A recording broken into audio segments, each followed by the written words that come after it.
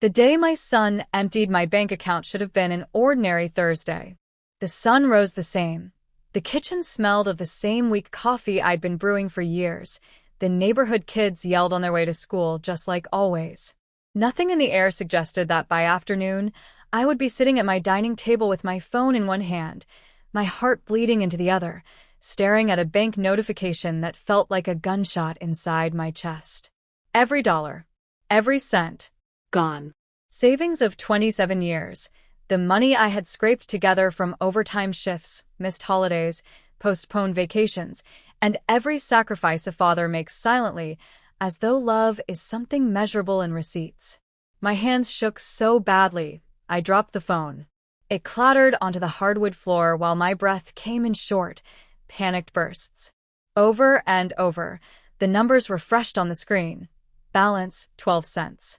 12 cents. IT didn't take long for the realization to hit me, not because I'm smart, but because life has a way of teaching you the same lesson until you stop pretending you didn't understand it the first time.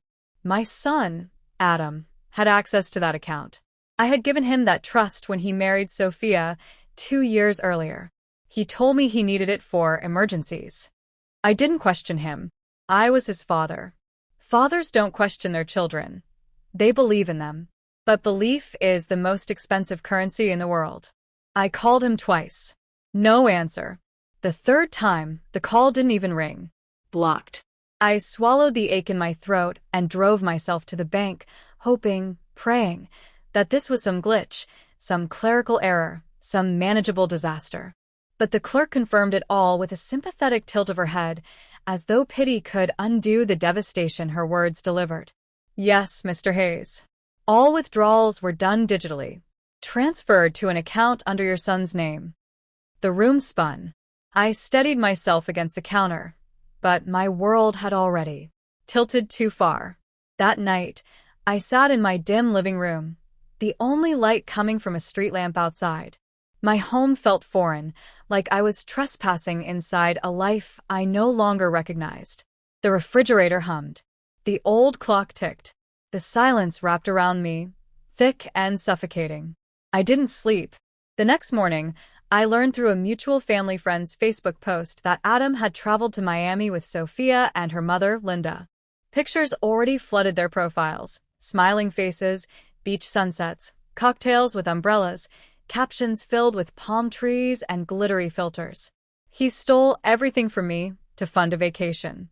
For 3 days, I heard nothing from him. No apology, no explanation, no shame. Only the occasional update on social media showing him holding Sophia's hand while Linda lounged beside them like the queen of some petty kingdom. 3 days of humiliation. 3 days of punching walls, of pacing the floors, of screaming into pillows so the neighbors wouldn't call the police. But the fourth day was when everything changed. My phone rang at 6:13 in the morning. The screen lit up with his name. Adam. My heart clenched. My finger hovered above the screen, unsure whether to answer or throw the phone across the room. But I picked up. Because no matter what he had done, he was still my son. Love is stupid like that. His voice burst through the speaker, brittle and wet with tears. What did you do? I hate you. Those words hit harder than the bank notification, harder than the betrayal, harder than every disappointment he'd dealt me over the years. What did I do? I whispered, my voice trembling. What did I do, Adam? You ruined everything, he cried. You've destroyed our trip. You embarrass me. I blinked at the wall, stunned. Adam, you stole every dollar I had. I needed it, he yelled back. We needed it. Sophia said we deserved a break. And Linda said you wouldn't mind. But now you do this? Now you humiliate me. A beat of silence passed, thick and poisonous. What exactly do you think I did? I finally asked. I can't believe you're pretending, he sobbed. The hotel kicked us out. They froze my card. I can't book a flight back. Everyone's staring at us like we're criminals. His words came out like frantic punches. Criminals. It wasn't me, I said quietly. You're lying. No, Adam. It was the bank. Not me. The fraud department flagged your sudden transfers and spending for investigation. When they saw the amount, the location, the behavior, they froze everything. Silence. A long, jagged silence. You didn't call them, he finally whispered. Why would I? I replied. I thought you blocked me. His breathing shook through the phone, sharp and ragged. Dad. He choked on the word, as though the apology had teeth. But I wasn't finished. Adam, I said, my voice steadier than I felt. I trusted you. I gave you access because you were my son. When you took that money, you weren't just stealing dollars. You were stealing years of my life. You stole my time, my sacrifices, my future. You didn't just empty an account. You emptied me. He cried harder, but this time I didn't feel the urge to comfort him.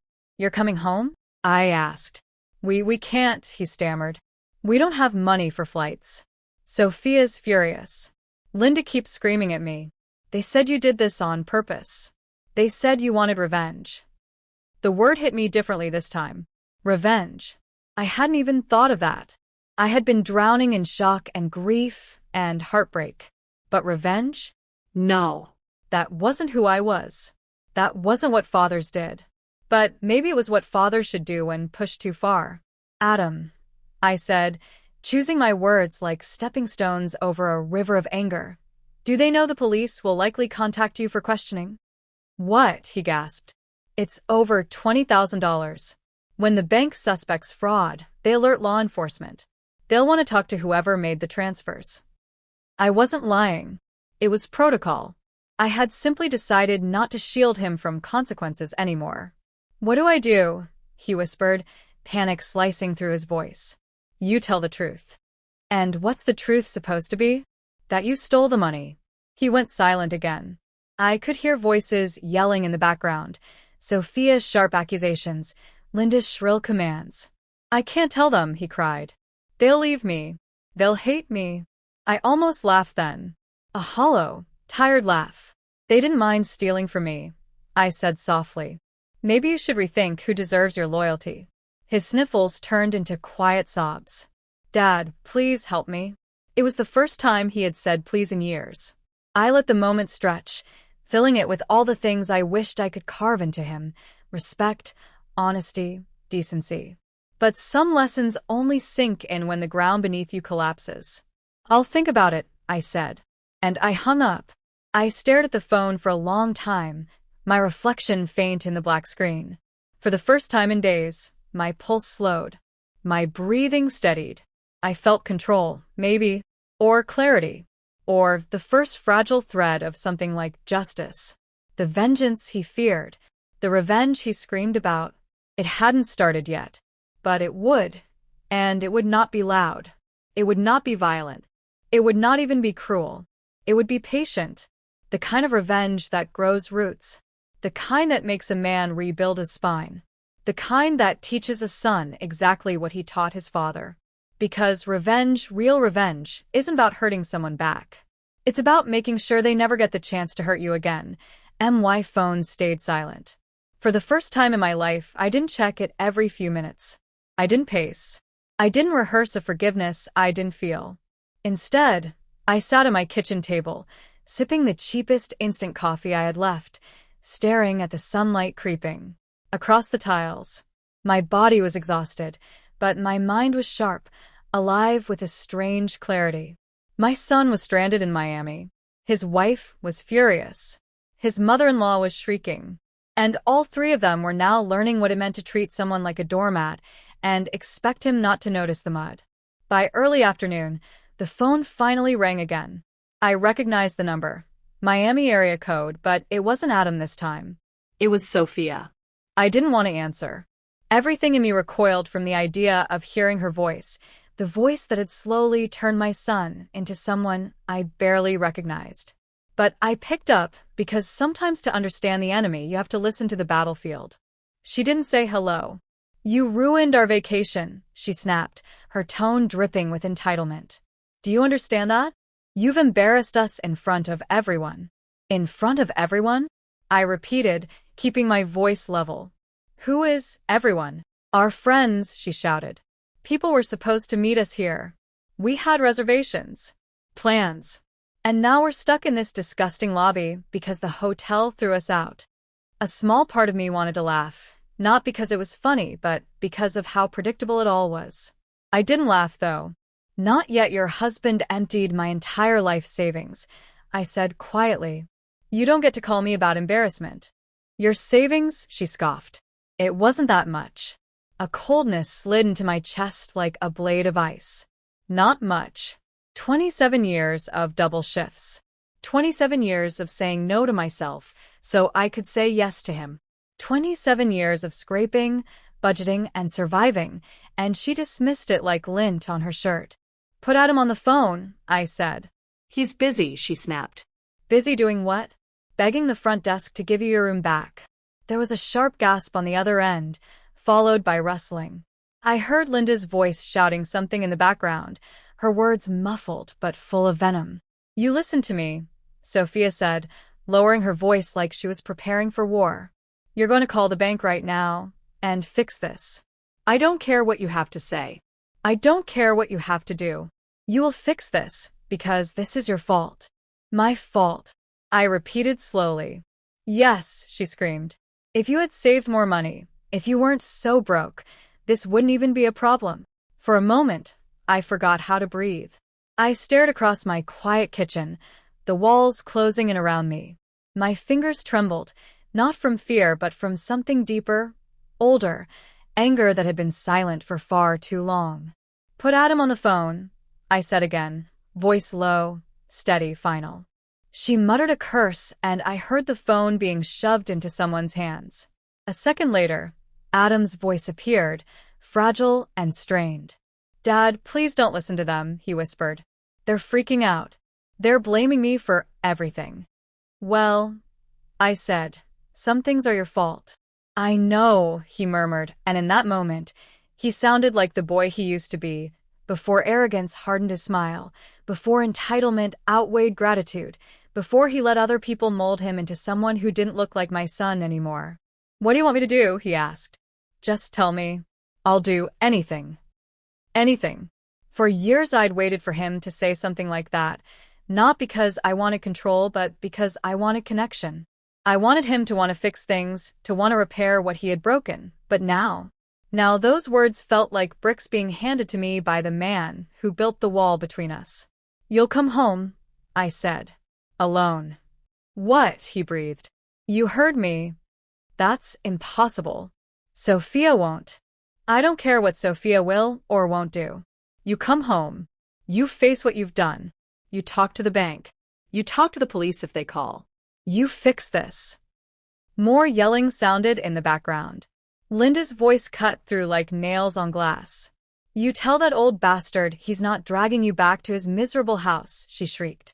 You stay here until he sends money. Dad, Adam whispered. They're saying. I heard, I said. And I don't care. How am I supposed to get home? He asked, his voice cracking. You find a way.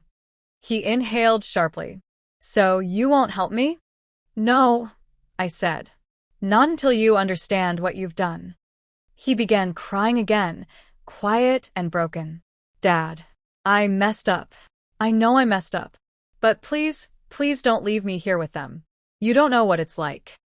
A strange tension formed in my chest. Fear, concern, love. All of them tangled into something that hurt more than anger ever could. What is it like, Adam? I asked softly. They blame me for everything, he whispered. They said I should have taken more money. They said you're useless. They said I'm stupid for listening to you. They keep shouting at me. His breath hitched. And I don't know what to do anymore. I closed my eyes. There it was. The crack. The first fracture in the wall. The moment where he stopped defending them and started seeing the truth.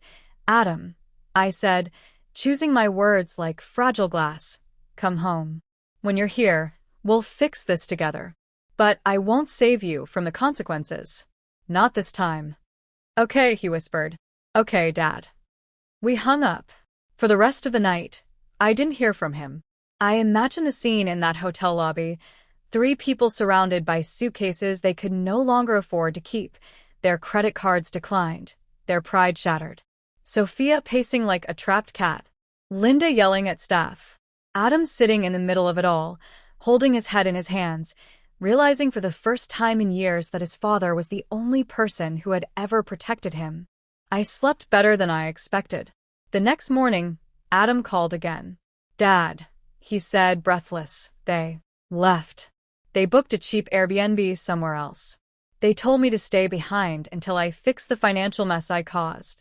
They said if I can't afford a place, I should sleep in the airport."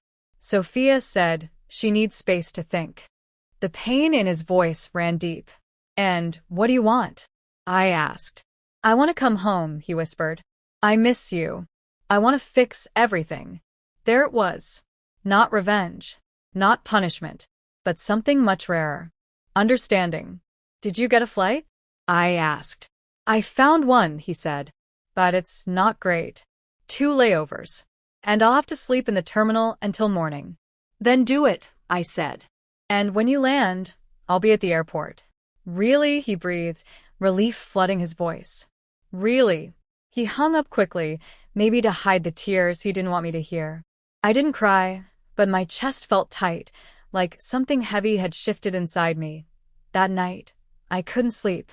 I lay awake thinking of him alone in that terminal, defeated, humbled, stripped of the arrogance that had pushed us apart. I wondered if he blamed me, or if he had finally stopped listening to the 2 women who had poisoned his conscience for so long. By the time dawn tinted the sky gray, I was already dressed. The drive to the airport felt longer than the miles on the road. When I reached the arrival terminal, I stood among the crowd of waiting families, my palms sweating, my throat dry. Then I saw him. Adam walked through the sliding doors with slumped shoulders, his hair disheveled, dark circles under his eyes. He looked younger somehow, not in a good way. More lost than grown. For a moment, neither of us moved. Then he walked toward me, each step heavy, deliberate. "Dad," he said softly. And then he broke. He didn't fall to his knees or collapse dramatically. He simply leaned forward, rested his forehead against my shoulder, and let out a breath that sounded like he'd been holding it for years. "I'm sorry," he whispered. "I'm so sorry." I put a hand on the back of his head, something I hadn't done since he was a boy. "We'll talk at home," I said. "One step at a time." He nodded. Revenge, I realized then, wasn't about watching someone suffer. It was about making space for truth. And the truth was standing in front of me. Not the son I had lost, but the one I was slowly getting back. We walked toward the exit together. But neither of us knew that the real storm hadn't even started yet. Because Sophia and Linda weren't done. And they had plans of their own. Plans that would push all of us to the edge. Plans that would turn this simple betrayal into a war. And this time, I wasn't going to let anyone take anything from me again. Not even my son. Not my future. Not my peace. Not ever. The drive home from the airport was the quietest trip Adam and I had ever taken together. Not the awkward kind of silence. This one felt heavy, like a blanket stitched from everything we had never said to each other. He sat with his hands clasped tightly in his lap, staring out the window as if the passing trees carried answers he couldn't find inside himself. I didn't push him to talk. I didn't ask how badly the last few days had broken him. Sometimes the heart needs silence, more than questions. When we pulled into the driveway, he hesitated before stepping out of the car. His eyes drifted across the familiar porch rails, the worn welcome mat, the flower pots I'd kept alive more out of obligation than skill. "It feels different," he murmured. "You feel different," I said. He didn't argue. Inside, the house smelled of old wood and coffee. Adam paused in the entryway, his gaze sweeping across the framed photos on the wall. Family pictures from years ago. Birthdays. Christmases. His graduation. His first car. His mother's smile. Moments frozen in time, untouched by the damage that came later. He stopped in front of one picture, the 2 of us fishing at Lake Harrison when he was 12. I remembered that day clearly, his clumsy hands trying to grip the pole, my promise that someday he'd catch a fish bigger than mine. He never did, but it never mattered. Now, He traced the edge of the frame with a trembling finger. Dad, he said quietly, I don't deserve to be here. I swallowed hard. But you're here anyway. That means something. He blinked back tears and nodded. We sat in the living room, facing each other like two men preparing for a long night of truth. Adam took a deep breath. I want to tell you everything. Then start, I said gently. He talked for nearly an hour, not fast, not dramatic, just honest. He told me how things with Sophia had been rocky for months, how Linda constantly whispered in her ear that he needed to be more of a provider, more ambitious, more like her late husband who spoiled her without question. He told me how they pressured him into buying things he couldn't afford, taking loans he couldn't repay, pretending he was a man he was not. I thought giving them what they wanted would make them love me, he said. But it just made them want more. And the money? I asked. He looked down at his hands. Sophia said you wouldn't mind. She said you never needed it, that it was just sitting there. Linda told me it was time you contributed to our lives. He paused, voice cracking. I knew it was wrong, but I didn't know how to say no to them. You knew, I repeated softly. Yes, he whispered, shame coating the word. I knew. Silence settled again. But this time, it wasn't a wall between us. It was the space where truth lived. Dad, he said, I want to fix this. I'll get a job, 2 jobs if I have to. I'll pay back every cent. I'll talk to the bank, to the police, to whoever I need to. Just don't give up on me. I stared at my son, my flawed, broken, desperate son, and something inside me shifted. I didn't forgive him. Not yet. Forgiveness isn't a switch, it's a climb. But I didn't hate him either. Adam, I said slowly, I won't give up on you. But I won't let you go back to them either. He stiffened. Dad. No, I said firmly. Not this time. You need to rebuild yourself before you let anyone have power over you again. He swallowed hard but didn't argue. We ended the night quietly. Adam took the small guest room. His old room was still full of storage boxes, and I lay in my own bed, wondering what the next day would bring. But I had no idea how quickly trouble would return. The next morning, the pounding on my front door shook the entire house. Adam jumped out of his room, eyes wide. Who is that? I said grimly, it's your past. I opened the door to find Sophia on my porch, looking furious and disheveled, her makeup smudged, her hair twisted like she'd fought a hurricane and lost. Beside her stood Linda, arms crossed tightly, lips pursed in a permanent expression of disappointment, as though the world existed solely to fail her expectations. What did you do to my husband? Sophia screamed before I even had time to blink. Good morning to you too, I replied dryly. She shoved past me into the house, dragging her suitcase. Adam, get your things. We're leaving. Adam appeared behind me, but he didn't move toward her. Instead, he stayed exactly where he was. Sophia's eyes widened. What are you doing? Come here. He didn't. Linda pushed into the house next, her perfume so overpowering it felt like a gas attack. She glared at me with pure venom. You should be ashamed of yourself, she hissed. Scaring your own child. Manipulating him. Abandoning him. What kind of father are you? A father who's done being walked on, I said evenly. Sophia let out a dramatic gasp. Adam, are you going to let him talk to your family like that? Adam clenched his jaw. You're not my family, Sophia. The room went still. Her face twisted. What did you just say? You heard me, he said, voice shaking but steady. You and your mother have been controlling every part of my life. I'm done. You're done, she shrieked. You're done? We're married, Adam. And marriages have boundaries, he said. You crossed everyone. Linda stepped forward. You ungrateful little boy. We took care of you. We supported you. We guided you. You controlled me, Adam corrected. Sophia narrowed her eyes. Is this him talking, or your father? Adam looked at me. I didn't say a word. I didn't need to. This is me, he said. Sophia's face flushed an ugly shade of red. Fine. If you want to act like a child, stay here. But I want my things. You already took everything, Adam said. There's nothing left for you to take. She turned her glare to me. This isn't over. Then she grabbed her suitcase, marched out the door, and slammed it behind her. Linda stayed. She pointed a trembling finger in my face. You think you won because he came home with you? You think he's safe here? You're a pathetic old man with nothing but a failing house and a worthless bank account. And now all you have is a damaged son you don't know how to fix. I stepped closer, staring straight into her eyes. You're wrong, I said quietly. I didn't win anything. I just stopped losing. Her confidence flickered for a second. Then she straightened her shoulders. We'll see about that, she spat. We'll see who he chooses in the end. She stomped away, heels clacking on the pavement like gunshots.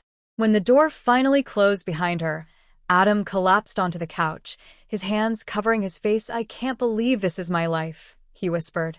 Well, I said, sitting beside him. It's not over yet. No, he murmured, lowering his hands. It's not. For the next few days, Adam tried to rebuild. He called a few companies, applied for jobs online, cleaned the house, cooked dinner one night, apologized again, sometimes too much. He was quieter now, more thoughtful, more aware. Sometimes I caught him staring at the floor, lost in his own regrets. But he stayed. And that meant more than any words he could say. 5 days after he returned, the letter arrived. A white envelope slipped under my door, addressed in cursive handwriting I didn't recognize. I opened it. Inside, a single printed document. A restraining order. Filed by Sophia. Not against Adam. Against me. My hands went cold. Adam read the paper over my shoulder. His face drained of all color. What the hell is this? It stated that I had emotionally manipulated, threatened, and endangered them. That I had forced Adam to return under duress. That I had interfered with their marriage. And attached was a formal court summons. I felt my heart thudding painfully in my chest. They're trying to destroy us, Adam whispered. No, I said, the anger rising like a storm I had never allowed myself to summon before. They're trying to scare us. But why? He asked. Because they're losing control. He sank into a chair, his hands shaking. Dad, if this goes to court. It won't, I said, though even I wasn't completely sure. Suddenly, Adam's phone buzzed. A message. From Sophia. I saw her name on the screen. Adam opened the message, and his face twisted. What did she say? I asked. He hesitated. Then, he handed me the phone. On the screen, a single text. If you don't come back to us, we will destroy him. Every part of me went silent inside. Every piece of anger. Every wound. Every betrayal. Every burned bridge. It all compressed into one sharp point. A point I would no longer ignore. Dad, Adam whispered, voice trembling. What are we going to do? I slowly set the phone down. We're going to fight, I said. He swallowed. How? I looked toward the window, where the afternoon sun cast long shadows across the floor. By the time I spoke again, my voice sounded unfamiliar, even to me. By showing them what real consequences look like. Because this time, revenge wasn't accidental. This time, it was deliberate, calculated, and they had no idea what was coming. The call ended, but the sound of my son's shaking breath stayed echoing inside my skull long after the line went dead. I sat in my silent living room, the phone still warm in my hand, and for the first time in a long time, I didn't feel like a broken father, a betrayed man, or an old fool who had trusted the wrong people. I felt calm. Not the soft kind of calm that comes after forgiveness. The cold kind, the kind that comes when a person finally understands what must be done. I stood up slowly, my knees stiff, my heart no longer heavy. For years I had carried the weight of every sacrifice, every hardship, every long shift I had worked to make sure my son never had to struggle the way I did. And look where it got me. A drained bank account. A son brainwashed by greed. A daughter-in-law who saw me as a dollar sign. And a mother-in-law who thought she could walk over me like dirt on a porch. But now, they weren't dealing with the soft father anymore. They were dealing with the man I used to be, before life softened the edges. The man who could survive anything, rebuild anything, and crush anything standing in his way. I walked to the window. Outside, the winter air pressed its cold breath against the glass, while the streetlights buzzed like angry insects.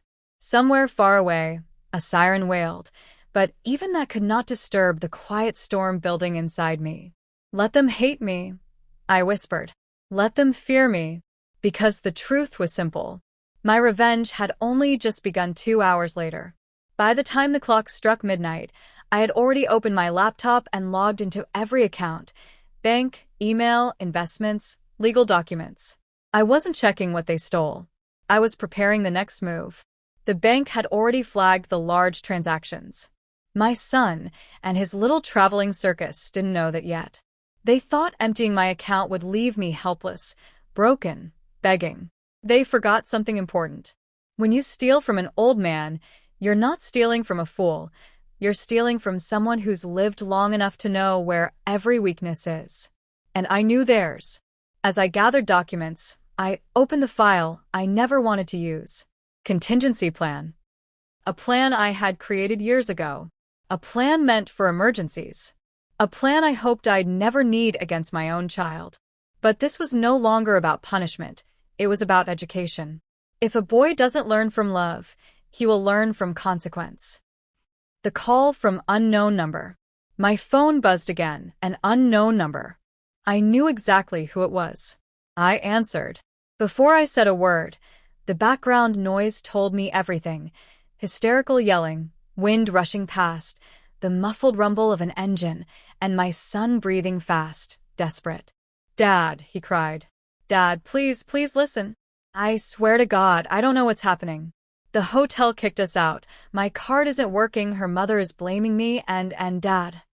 He sounded terrified. "Good, where are you?" I asked calmly. "In Nevada, near the state line, but everything's gone. Every dollar. Dad, please, tell me you didn't. Tell me you didn't freeze the accounts. I warned you." Silence. Then a choked sob. "Dad, why? Why would you do this to me?" "You emptied my life savings," I said. "You left me with nothing. You traveled with people who convinced you that I was the villain. And now you're calling from the middle of nowhere, stranded, scared, and broke." He didn't respond. "Son," I continued, "this is not revenge. This is reality catching up with you. Dad, I'm sorry we didn't think." "That's the problem," I said. "None of you thought." Behind him, I heard the wife screaming. "Tell him to send the money right now. We are humiliated. My mother is sick. This is his fault." Ah. There she was, the queen of entitlement. Then another voice, the mother-in-law. "Give me the phone. I will talk to him." My son whispered, "Dad, please don't hang up," but I already had. The morning after, when sunlight broke through the blinds, I was already dressed. A heavy coat, a scarf, gloves. I locked the house behind me and got into my car, the engine growling in the cold. I wasn't running to them. I was tying off the loose ends. First stop, the bank. I confirmed fraud. I confirmed unauthorized use. I confirmed identity theft. They froze every single dollar the three of them had touched. My son was legally tied to the transactions, yes, but the bank knew who manipulated him. I wasn't going to let him drown for the sins of the woman who had poisoned his loyalty. Next stop, the police station. Not to press criminal charges, but to create records. Because records become weapons when needed. Meanwhile, in Nevada, my phone stayed silent for hours. Then, near noon, it rang again, but this time my son wasn't crying. He was screaming. "Dad." They left me. They left me. I sat down. Explain. They took the rental car and left me here. Her mom said I was useless, that I couldn't even convince you. They said I ruined their plans. They said, he sobbed again. They said I was dead weight. I exhaled. This was the piece I needed to fall into place. "Where are you now?" I asked. "In a gas station. I'm freezing." I waited. He continued, voice cracking. "Dad." "I'm sorry." I didn't know. I didn't see what they were planning. I thought they loved me. People who love you don't use you, I said gently. People who love you don't drain your father's account. They don't abandon you on the side of a highway. Another sob. What do I do now? I stood up slowly. You come home. But I can't. I know, I said. That's why I'm coming to get you. The road trip. The drive took hours, almost silent except for the hum of the engine and the low rumble of my thoughts. The road stretched ahead like a cracked ribbon, calm but merciless. As I crossed the border into Nevada, dark clouds gathered above the mountains, thick and heavy. A storm was coming. Fitting. By the time I reached the gas station, he was sitting on the curb with his knees pulled to his chest, shivering, his face blotchy from cold and crying. For a moment, he looked like he was 6 years old again, the boy who used to run to me with scraped knees. He stood up slowly when he saw me. Dad, I'm so sorry. I didn't hug him. Not yet. Get in the car. He obeyed quietly. The drive back. We drove in silence for nearly 20 minutes before he finally spoke. You probably hate me. I don't hate you, I said. But I can't pretend everything is fine. He nodded slowly. You're not the same old dad, he whispered. No, I agreed. The old me didn't set boundaries. The old me kept forgiving without teaching. The old me believed blood meant loyalty. He stared at his hands. Are you ever going to trust me again? That depends, I said, on what you do next. His confession. As we passed the state line, he began to talk. Really talk. He told me everything. How his wife had pressured him. How her mother had promised they'd build a new life with my money. How they mocked me behind closed doors. How they told him he was weak for defending me. How they convinced him that he deserved my savings because I owed him. He told me how they planned to cut me out completely once the money was gone. And finally, how they had planned to leave him too, Dad, he said, breaking apart again. I didn't want to believe you. I thought you were just old-fashioned. I thought they really wanted a family with me. Son, I said, people who want a family with you don't isolate you from the one you already have. He nodded, shaking. I was stupid. You were manipulated, I corrected.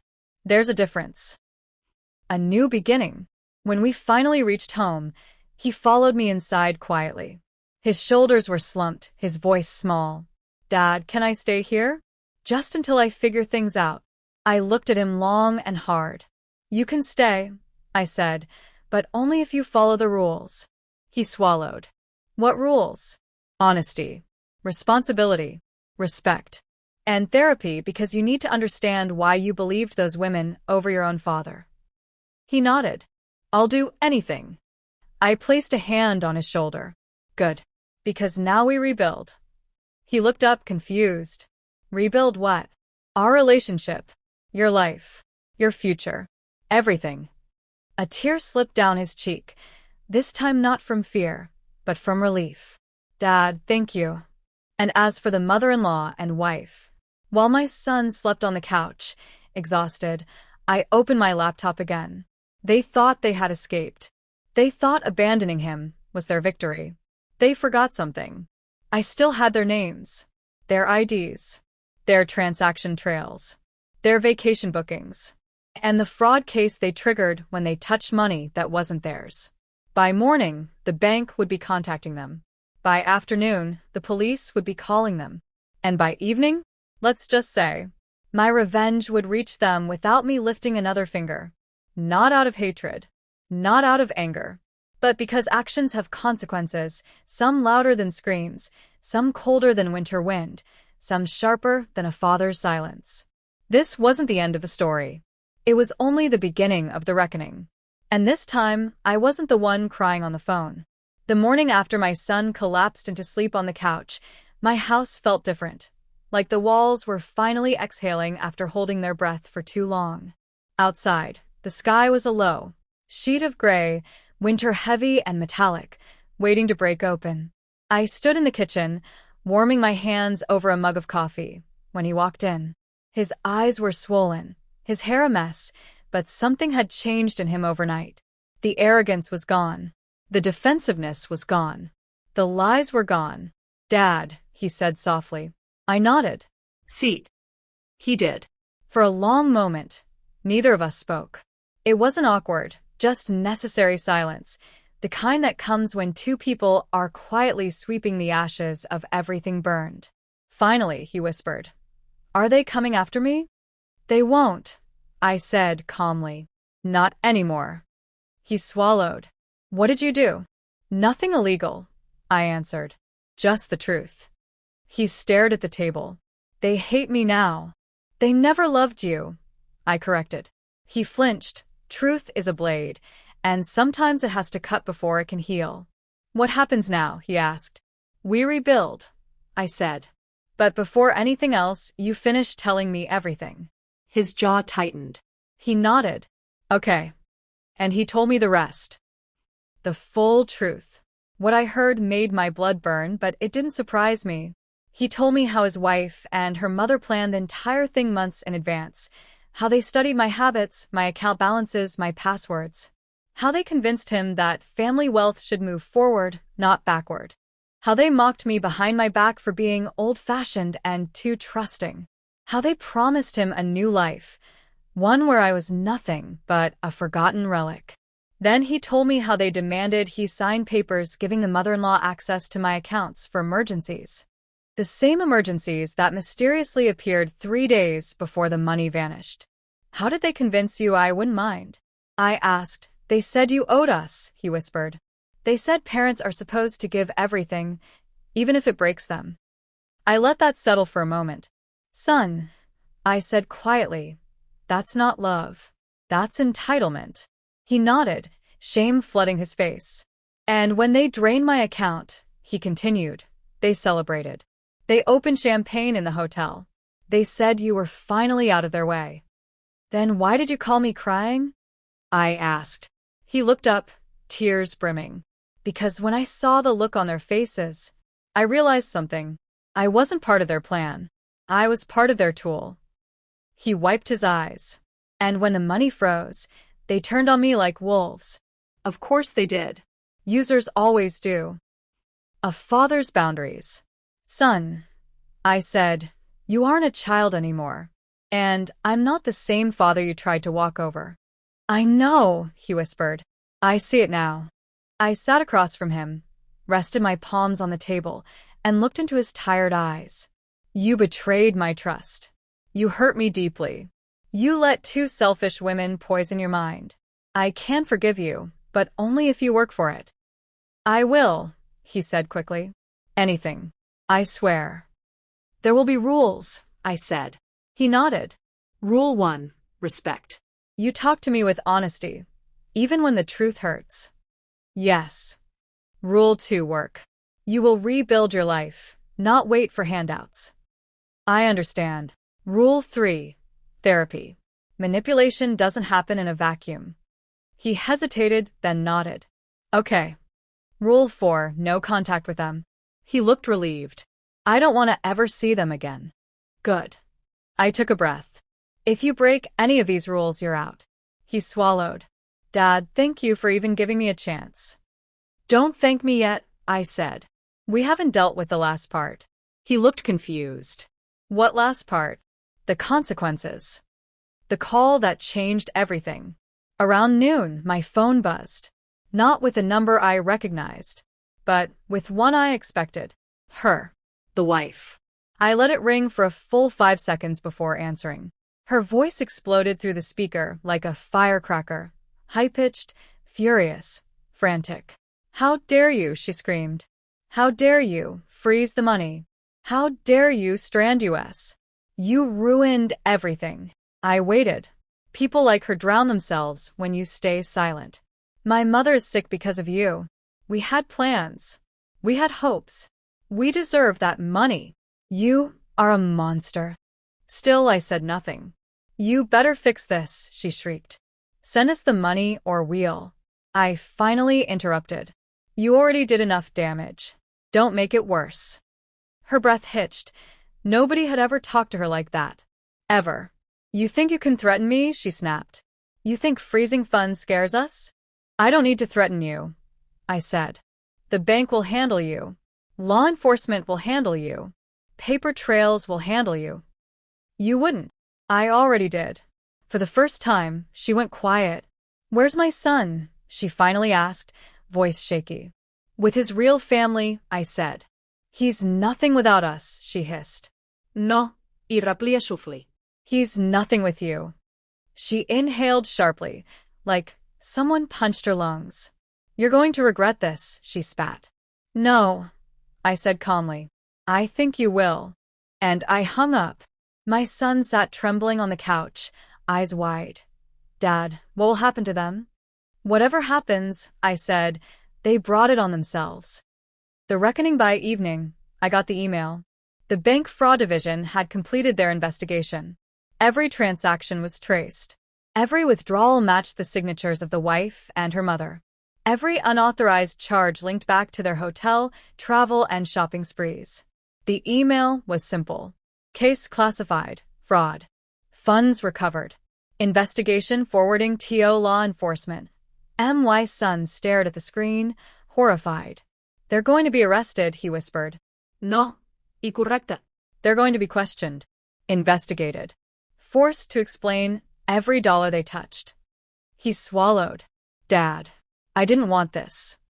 They wanted it, I said. They built this path themselves. But will they go to jail? That depends, I said. If they cooperate, maybe not. If they lie, maybe yes. He sank onto the couch. Dad, I'm scared. I know. But this fear is not punishment, it's growth. He nodded slowly. You're not doing this for revenge, are you? No, I said. This is accountability. Will you forgive me? He whispered. When you forgive yourself, I said. Not before. The night, everything changed. That night, as the snow began falling outside, he sat beside me quietly on the couch. Dad, he said. Yes. Why did you come for me? After everything? I looked at him, really looked at him. Because beneath all the mistakes, all the weakness, all the manipulation, he was still my son. Because the world abandoned you, I said softly. But I couldn't. Tears filled his eyes. I don't deserve you. Maybe not, I said. But you can become someone who does. He wiped his face with his sleeve. I will. I swear. And for the first time since the nightmare began, I believed him. Months later, healing wasn't quick. It wasn't easy. But it happened. He went to therapy. He got a job. He stopped making excuses. He stayed away from them completely. And every day, our relationship grew a little stronger. As for the wife and her mother, the bank froze their accounts. Their credit was destroyed. Law enforcement questioned them. Hotels blacklisted them. Their little fantasy world collapsed brick by brick. No arrest was needed. Life handled them better than I ever could. The final lesson. One evening, months later, my son and I sat on the porch watching the sun set over the quiet street. The air smelled like spring. Dad, he said softly, do you think I've changed? I nodded. Yes. And I'm proud of you. He exhaled shakily. I don't ever want to become that weak again. You won't, I said. Not as long as you remember what pain taught you. He looked at me. What did it teach you, Dad? I smiled sadly. That love without boundaries becomes sacrifice. And sacrifice without appreciation becomes tragedy. He nodded. And what did it teach you? He took a long breath. That I almost lost the only person who ever loved me. And I won't make that mistake again. I placed my hand on his shoulder. Good, I said. Because this is the last chapter. And from here on, the story is yours. He smiled, a real smile. The kind I hadn't seen in years. And in that moment, the final piece of the broken past fell away. This was our ending. Not perfect, not easy, but real. A father regained his son. A son rebuilt his life. And the people who tried to destroy us? They faded into the distance, irrelevant, powerless, forgotten. That was the true revenge. Not destruction. Not violence. Not punishment. But healing. Rebuilding. and rising higher than they ever expected.